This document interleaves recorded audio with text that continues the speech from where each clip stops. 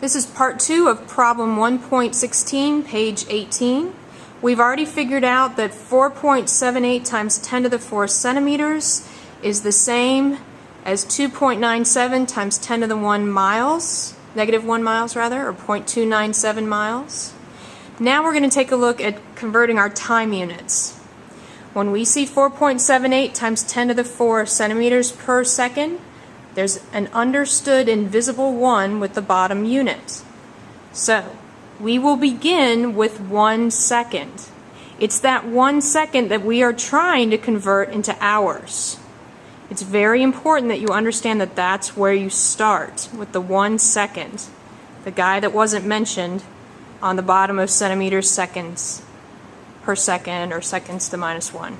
Now you might already know that there's 3,600 seconds in an hour, but if you don't, you can still break it up this way.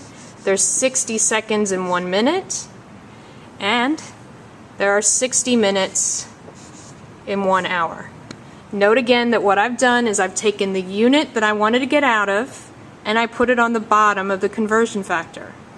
What I'm allowed to put it into is something that that number of seconds is equal to. So you either could put 60 seconds for 1 minute, or 3,600 seconds for 1 hour.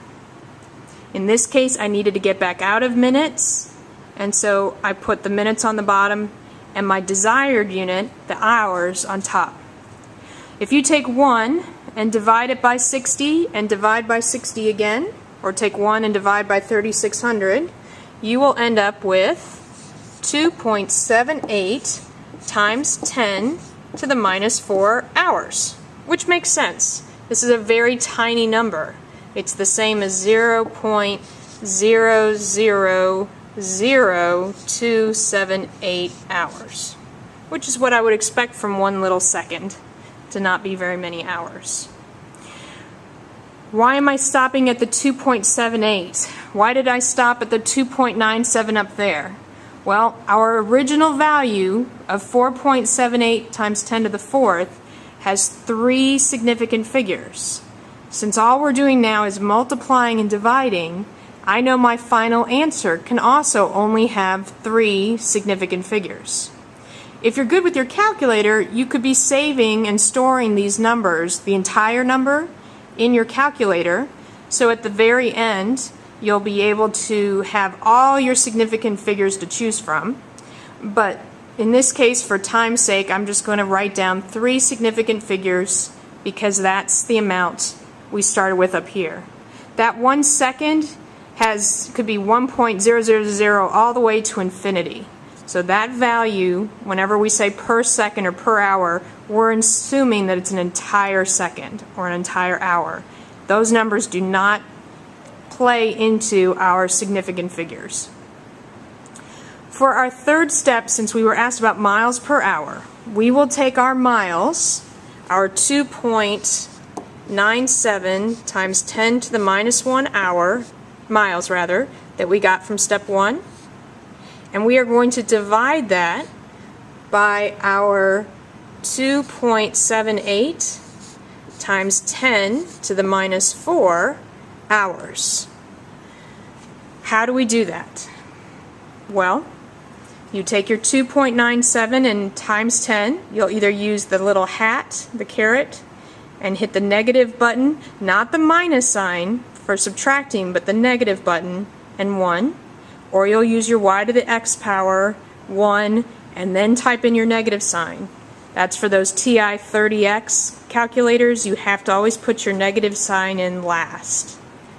Then, when we divide by a number that has an x in it, a times in it, you have got to remember to put at least the first parentheses. Otherwise, your calculator is going to divide by 2.78, take that answer, and multiply by 10 to the negative 4. Your answer will be completely wrong. You'll be off by 10 to the 8, which is, well, that's a lot of zeros. 10 million. So it's very important that you include that parentheses. Also, if you're comfortable with it, you could do divide by 2.78, divide by 10 to the minus 4. But I've been seeing more errors with that approach, so let's just stick with the parenthesis sign You still do your same format for getting your exponent on your 10. You'll either put the negative sign first, or those of you with those TI-30X or some of those other less expensive calculators, you might put your negative sign second. And after that all comes out, if you've done it correctly, you should have, if it's in scientific notation still, 1,063, I believe it was. No, 683 times 10 to the positive 3 miles per hour. Sorry. Let me just double check this on my calculator. Come see my calculator. Wahaha. We have our 0.297, we have our 2.777 times 10 to the minus 4. I can I can take my up arrow, highlight this, hit enter. I can hit divided by, use the up arrow to that last answer, hit enter again, and yes. What my calculator is saying is 1069.4. So sorry, I guess this was a 9. 1069 miles per hour. 1069 miles per hour, which is the same as 1.069 times 10 to the third miles per hour. Again, we can only have 3 significant figures. So let's start with this one. It's a little bit harder. 1069, 1,000, 10. For my third significant figure, I can either keep the 6 or round it to a 7. In this case, that 9 is greater than 5, so I will make it a 7. If I stop here, I read this as 107. Not the same as 1,000, is it? So I have to add a 0 at the end to make it still be 1,070 miles per hour. When we're in scientific notation, it's a little bit easier. What you see is what you get, so we can just say 1.07 times 10 to the third miles per hour. Alright, here's the really cool part I promised you. People, right now, right around you, there are oxygen molecules whizzing past your head at 1,000 miles per hour. I don't know about you, but those race car things that I occasionally watch, what are they going, like 300 miles per hour tops? We're talking 1,000 miles per hour.